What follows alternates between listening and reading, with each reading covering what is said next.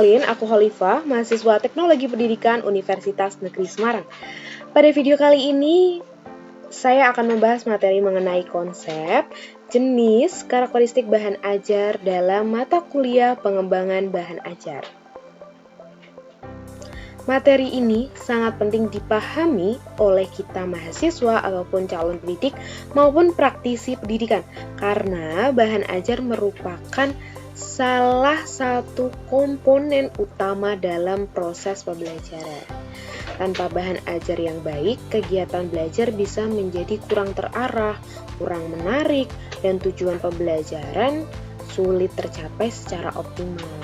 Oleh karena itu, pada video ini kita akan membahas 3 hal utama. Yaitu yang pertama adalah apa sih yang dimaksud dengan bahan ajar itu? Dan yang kedua, apa saja jenis-jenis bahan ajar? Yang ketiga, bagaimana karakteristik bahan ajar yang baik? Baik, langsung saja kita masuk ke pembahasan pertama. Secara sederhana, bahan ajar adalah segala bentuk materi, informasi, alat, atau sumber belajar yang disusun secara sistematis dan digunakan untuk membantu guru maupun peserta didik dalam proses pembelajaran. Nah, bahan ajar berisi materi-materi yang dirancang sesuai kompetensi yang ingin dicapai. Jadi, bahan ajar bukan sekedar kumpulan materi, tetapi sudah dirancang agar siswa dapat belajar secara lebih mudah, terarah, dan pastinya bermakna. Beberapa ahli menjelaskan bahwa bahan ajar merupakan seperangkat materi pembelajaran yang disusun berdasarkan kurikulum, tujuan pembelajaran, serta kebutuhan peserta didik. Nah, artinya, saat membuat bahan ajar, guru tidak bisa asal mengambil materi dari internet atau buku lain, tetapi harus mempertimbangkan beberapa hal. Salah satunya adalah tujuan pembelajaran, karakteristik siswa, tingkat kesulitan materi, metode pembelajaran, dan konteks lingkungan belajar. Misalnya, guru mengajar siswa sekolah, maka bahan ajar yang harus dibuat banyak gambar, banyak animasi, banyak visualnya, warnanya menarik, dan bahasanya mudah dipahami. Sedangkan untuk mahasiswa, bahan ajar lebih kompleks, analitis, dan lebih mendalam. Jadi dapat disimpulkan bahwa bahan ajar itu adalah alat bantu penting yang menjembatani materi dari guru kepada siswa atau mahasiswa agar pembelajaran berjalan efektif. Sebelum masuk ke jenis-jenisnya, kita pahami dulu fungsi dari bahan ajar. Nah, bahan ajar itu memiliki beberapa fungsi penting, yaitu yang pertama adalah sebagai pedoman bagi guru. Nah, bahan ajar itu membantu guru mengetahui apa yang harus diajarkan, urutan materi, dan cara penyampaiannya. Yang kedua adalah sebagai pedoman bagi peserta didik. Yang dimaksud di sini adalah siswa dapat belajar lebih mandiri karena memiliki sumber belajar yang jelas. Nah, yang ketiga adalah membantu pencapaian tujuan pembelajaran. Karena materi ini kan disusun sesuai kompetensi, maka pembelajaran pasti akan lebih terarah. Yang keempat, meningkatkan motivasi belajar. Jadi bahan ajar yang menarik dapat membuat siswa lebih semangat belajar.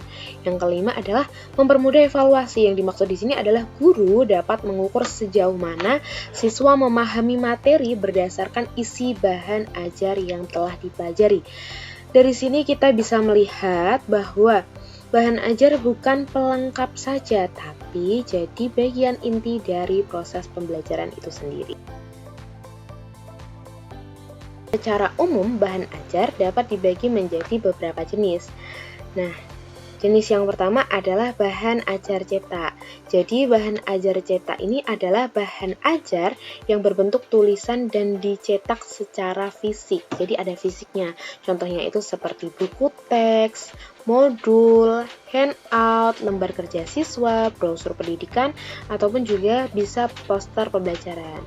Jenis ini paling sering digunakan karena memang mudah dibawa dan mudah digunakan tanpa menggunakan teknologi.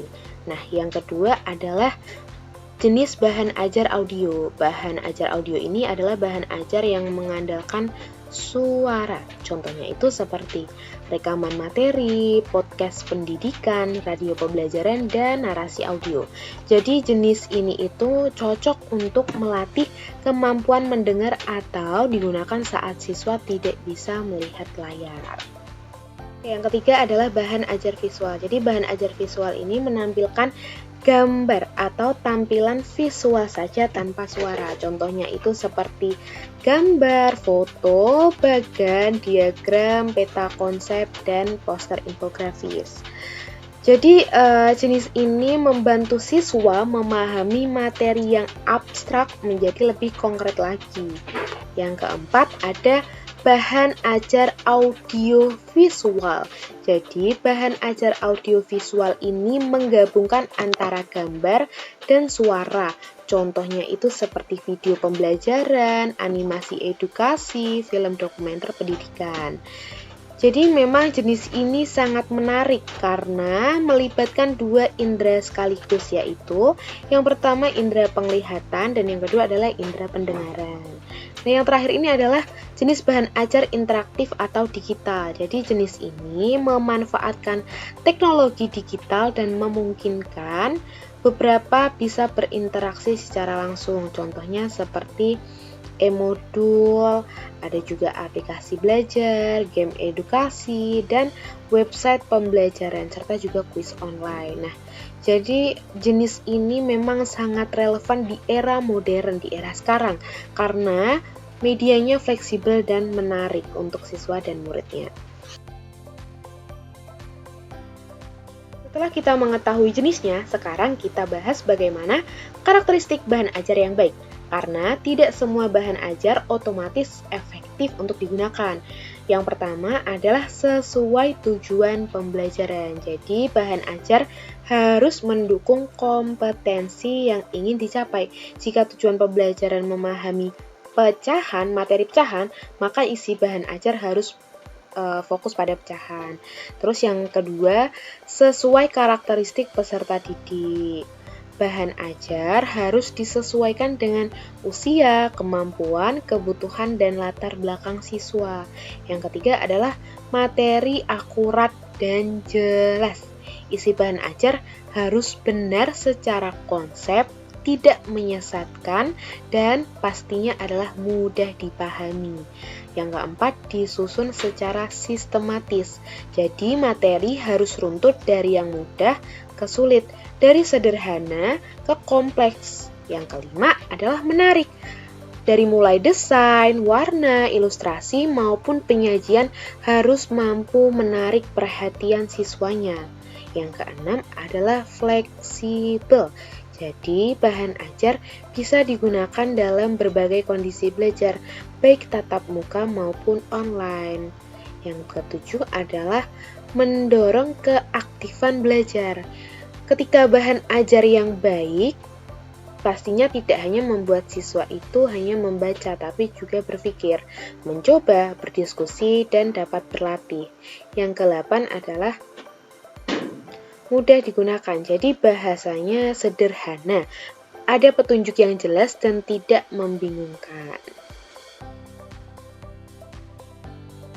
Misalnya, seorang guru IPA ingin mengajarkan materi sistem pernapasan manusia kepada siswa kelas 8 SMP. Dalam hal ini, guru tidak cukup hanya menjelaskan secara lisan, tetapi perlu memilih bahan ajar yang sesuai dengan karakteristik peserta didik agar materi lebih mudah dipahami. Salah satu contoh bahan ajar yang digunakan adalah modul pembelajaran cetak.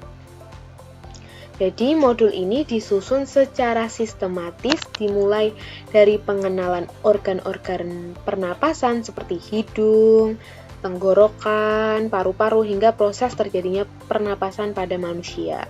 Urutan materi ini dibuat dari konsep yang paling sederhana menuju konsep yang lebih kompleks agar siswa dapat memahami secara bertahap.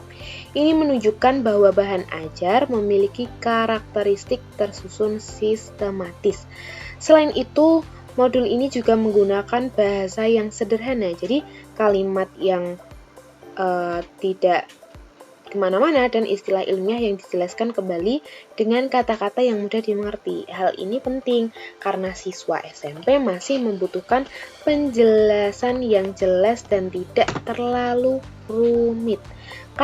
Karakteristik ini menunjukkan bahwa bahan ajar harus sesuai dengan tingkat perkembangan peserta didiknya. Nah, agar lebih menarik juga, modul ini dapat dilengkapi dengan gambar organ pernapasan berwarna, ilustrasi jalannya udara saat bernafas, serta tabel sederhana tentang fungsi dari masing-masing organ. Dengan adanya gambar dan tampilan visual yang menarik, siswa pastinya tidak mudah bosan saat belajar. Ini sesuai dengan karakteristik bahan ajar yang menarik dan mampu memotivasi saat belajar.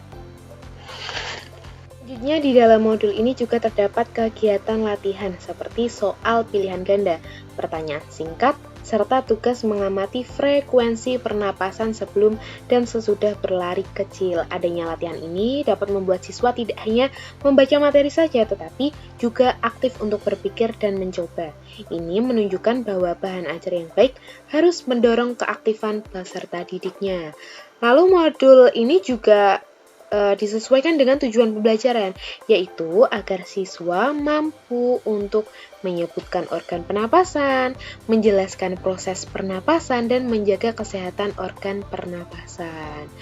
Karena isi materi latihan dan evaluasi semuanya mengarah pada tujuan tersebut, maka modul ini dapat memiliki karakteristik yaitu sesuai dengan kompetensi pembelajaran. Jadi dari contoh ini dapat dilihat bahwa satu bahan ajar saja yaitu modul jika dirancang dengan baik sudah dapat memenuhi berbagai karakteristik penting. Jadi kualitas bahan ajar bukan dilihat dari banyaknya media yang kita gunakan, tetapi dari seberapa tepat bahan ajar tersebut membantu siswa belajar secara efektif dan bermakna bagi siswanya itu sendiri. Dari pembahasan tadi dapat disimpulkan bahwa bahan ajar merupakan segala materi atau sumber belajar yang disusun secara sistematis untuk membantu proses pembelajaran. Bahan ajar memiliki banyak jenis mulai dari cetak, audiovisual, hingga digital interaktif. Agar efektif digunakan, bahan ajar harus memiliki karakteristik seperti 1. Sesuai tujuan pembelajaran, selanjutnya sesuai dengan kebutuhan siswa, lalu sistematis, menarik, akurat, dan mampu mendorong untuk keaktifan belajar, motivasi belajar. Jadi dengan bahan ajar yang baik, proses pembelajaran tidak hanya menyampaikan materi saja, tetapi juga menciptakan pengalaman belajar yang bermakna bagi peserta didik atau mahasiswa. Baik, sudah di penghujung video, itu tadi pembahasan mengenai konsep, jenis, karakteristik bahan ajar. Semoga materi ini dapat menambah pemahaman kita semua tentang pentingnya bahan ajar dalam dunia pendidikan dan juga proses pembelajaran. Terima kasih sudah menyimak video saya Faf Khalifah, mohon maaf apabila ada kekurangan. Wassalamualaikum warahmatullahi wabarakatuh. Bye-bye.